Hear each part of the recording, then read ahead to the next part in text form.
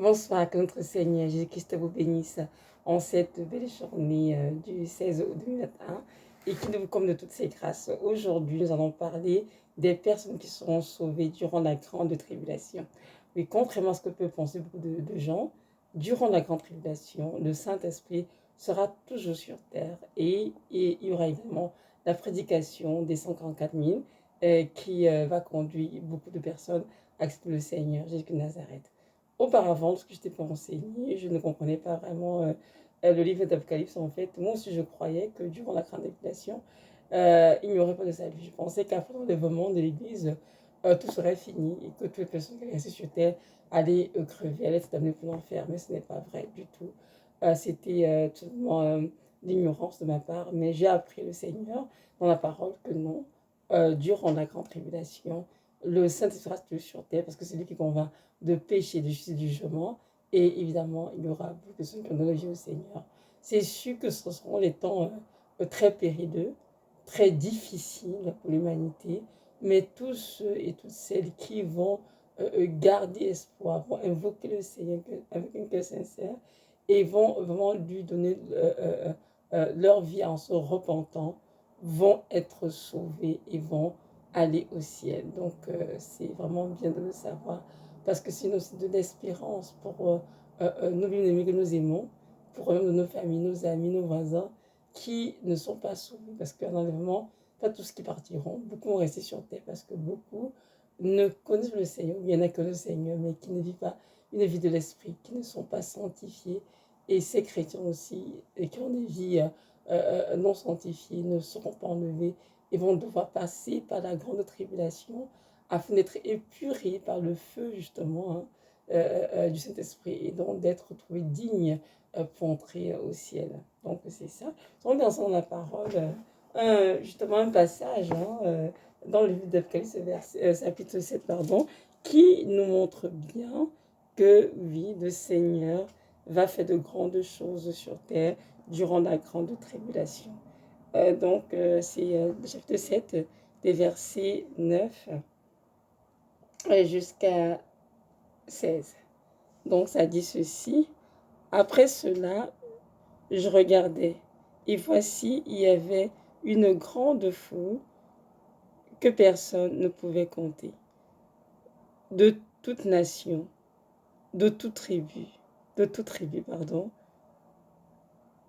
de tout peuple et de toute langue. Ils se tenaient debout devant le trône et devant l'agneau, revêtus de robes blanches et des palmiers dans leurs mains. Et ils criaient d'une voix forte en disant: le salut est à notre Dieu, qui est assis sur le trône, et à l'agneau.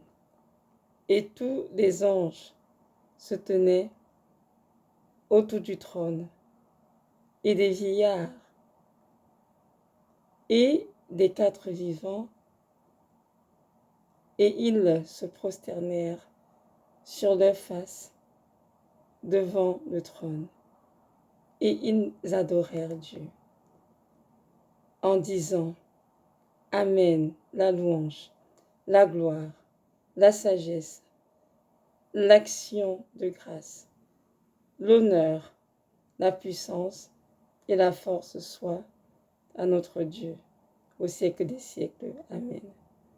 Et l'un des vieillards prit la parole et me dit: ceux qui sont revêtus de robes blanches, qui sont-ils et d'où viennent-ils? Et je lui dis: mon Seigneur, tu le sais.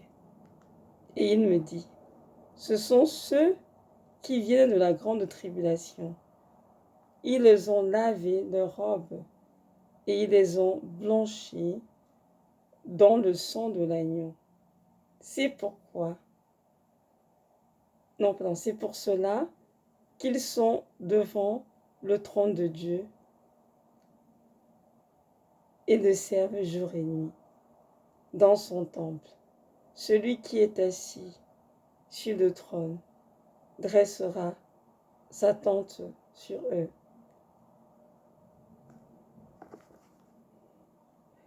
Ils n'auront pas faim, ils n'auront plus faim, ils n'auront plus soif, et le soleil ne les frappera point, ni aucune chaleur.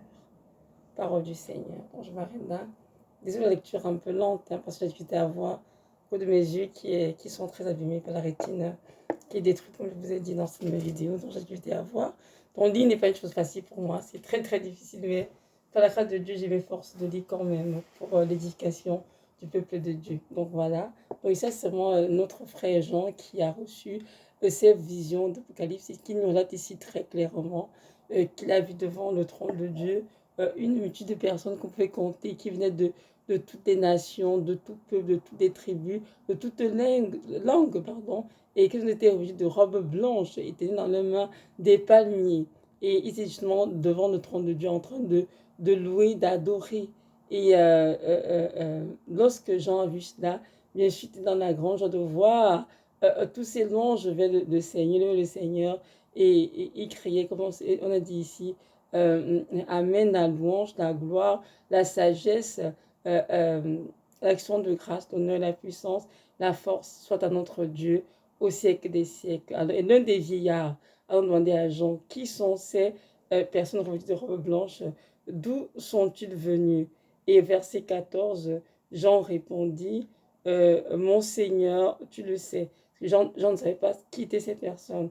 Alors le vieillard lui dit ceci, ce sont ceux qui viennent de la grande tribulation, ils ont lavé leurs robes et ils les ont blanchies dans le sang de l'agneau. C'est pour cela qu'ils sont devant le trône de Dieu et le servent jour et nuit dans son temple. Amen.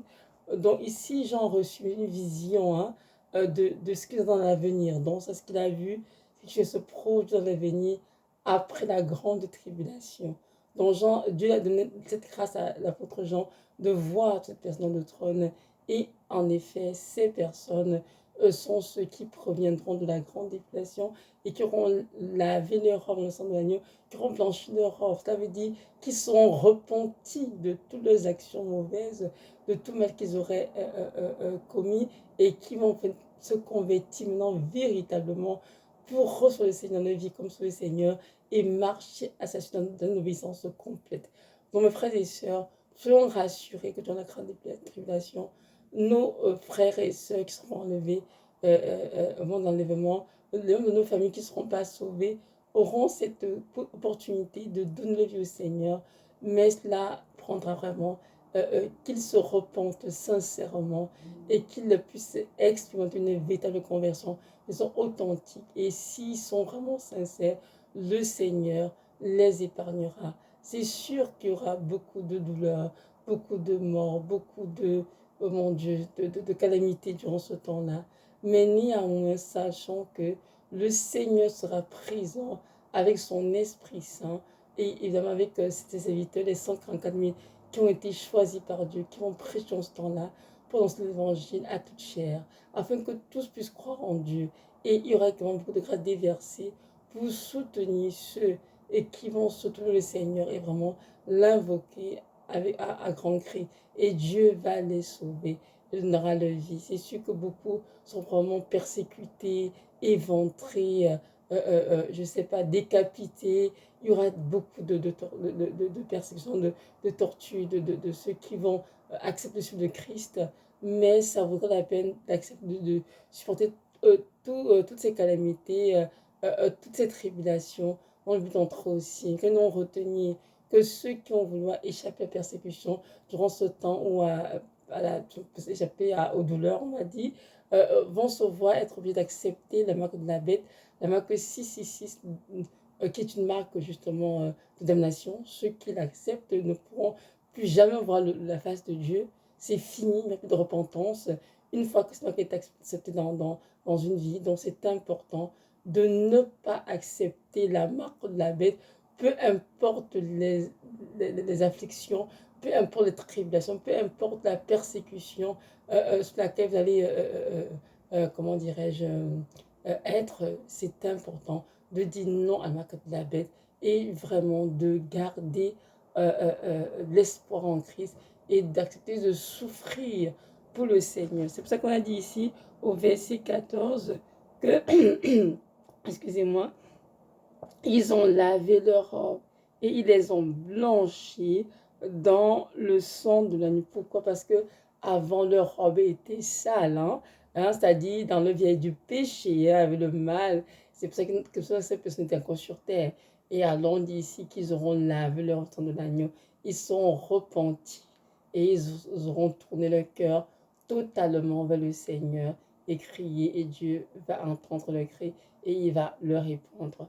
Donc, c'est ça. Donc, mes frères et sœurs, ça, c'est une grande joie pour nous, surtout pour nous qui sommes chrétiens, qui vont se mettre enlevés, à l'église, mais qui se demandaient bien, mais qu'est-ce qui se passe avec nos familles qui ne sont pas sauvées, qui sont reconverties.